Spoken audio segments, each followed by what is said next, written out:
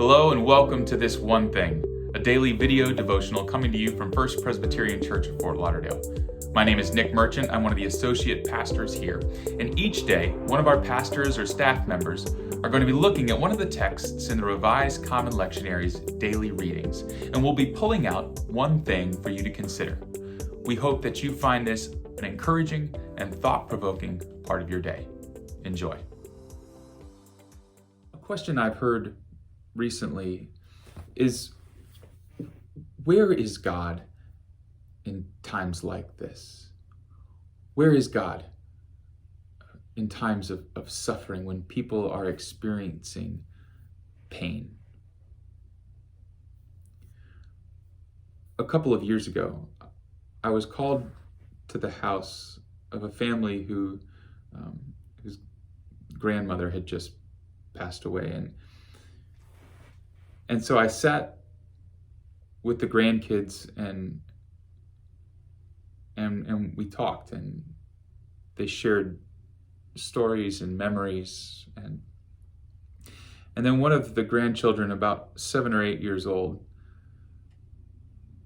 asked if he could go play video games.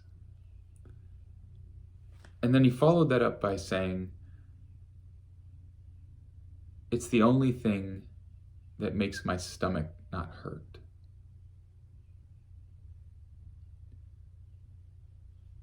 I think that reflects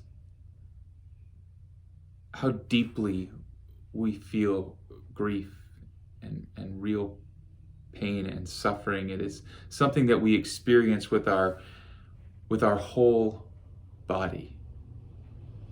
And most of us, perhaps all of us, would do most anything to make that go away. And so I think those questions about where is God come out of that. It's this: if there is a God, surely God would not want me to be feeling this way now. Our text today comes from the Gospel of Mark in chapter 10.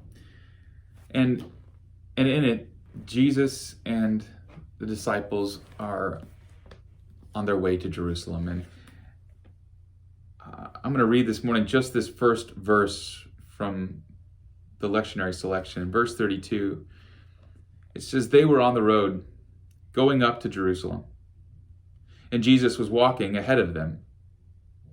They were amazed, and those who followed were afraid." Jesus leads the way up to Jerusalem. And in the very next verse, Jesus, again, for the third time, tells the disciples what's going to happen when they get to Jerusalem, that he will be arrested, that he will be convicted, and that he will be crucified. And yet, Jesus leads the way to Jerusalem.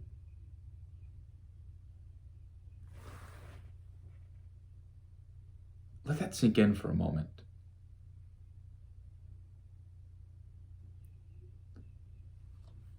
Jesus knows all that is going to unfold. And what is that exactly? We've come to refer to this next week, many of us, as Holy Week. And so on Sunday is the triumphant entry into Jerusalem. There is a celebration as Jesus and his followers enter into the city. And then later in the week, they celebrate the Passover meal together. Jesus and these 12 disciples,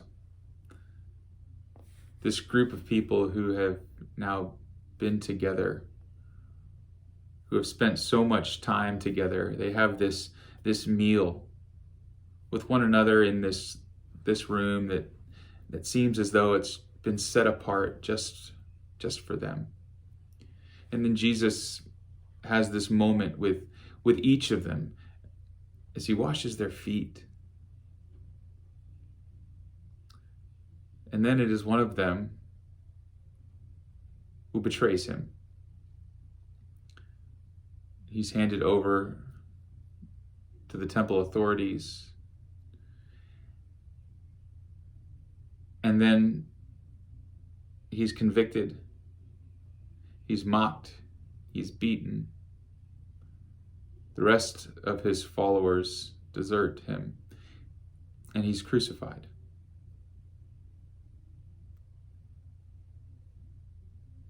And yet, knowing all that lies ahead, Jesus leads the way to Jerusalem. What does it mean for you to follow Jesus? How do you feel about where Jesus leads? Have you ever considered that? We read here that some who followed were amazed and some who followed were afraid. Lamar Williamson, who's a professor emeritus at Union Theological Seminary, writes about this passage, saying that anyone who contemplates discipleship without fear and trembling has not understood true discipleship. In other words, following Jesus does not mean an end to pain and suffering. Here's the one thing, is that following Jesus does not mean an end to pain. It means that Jesus is present in and leads us through our pain, so that however we feel along the way, whether we are amazed or afraid, we can look ahead confidently, even in our pain, to the one who says, "Follow me." Friends, Jesus is present even now in our present suffering and leads the way. Will we follow?